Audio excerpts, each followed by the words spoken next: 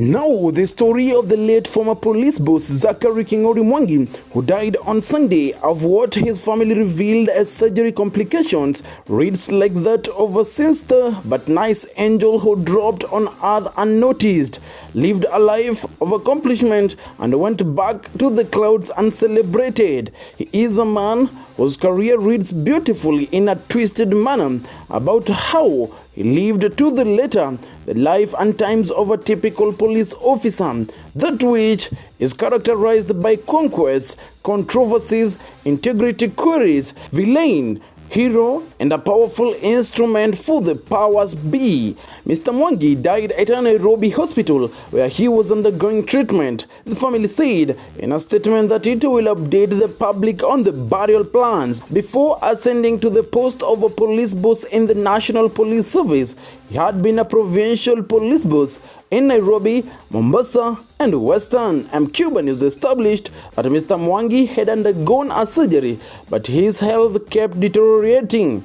On May 2, 2005, images of Mr. Mwangi, then serving as the Nairobi police boss, accompanying the First Lady Lucy Kibaki as she stormed into the Nation Media Group headquarters, remains one of the most dramatic events of his policing anecdotes. The media house had earlier reported of how she raided in the dead of the night a party other than World Bank country director Makhtar Diop's Muthaiga residence, where the first family also lived, arriving at the Nation Center at 11:20 p.m. with 6 bodyguards on tour and left at 4:30 a.m. Mr. Mwangi could be seen helpless as he tried to convince the First Lady to abandon the mission that was turning ugly as she held the place hostage, attacked journalists, and destroyed the equipment.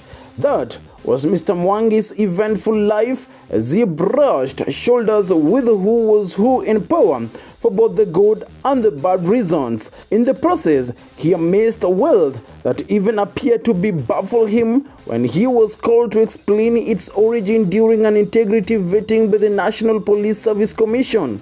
In the vetting panel, he complained that some questions placed to him were like suggestions that he wanted to be the Pope, when he was not even a Catholic. When he was confronted that he had an unaccounted for flat in Nairobi's Zimmerman, he responded that anyone who feels is my tenant in that same building should not pay rent, end of quote. He even offered to enrich the panel with rumors doing rounds around his investment life. He said this in a quote, "They even say that I own a flat of trucks, prime land, and a beach hotel. I don't know the patent of the name Kingori," end of quote.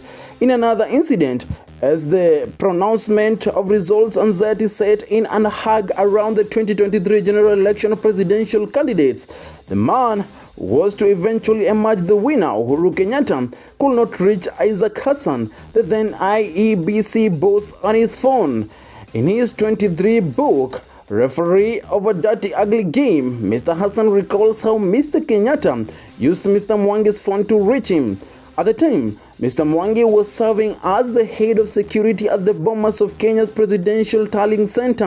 Mr. Hassan writes that he had formed a habit of ignoring calls from numbers not in his phone book, and since he had not saved Mr. Kenyatta's, he ignored several of his calls before Mr. Mwangi came in as the bridge.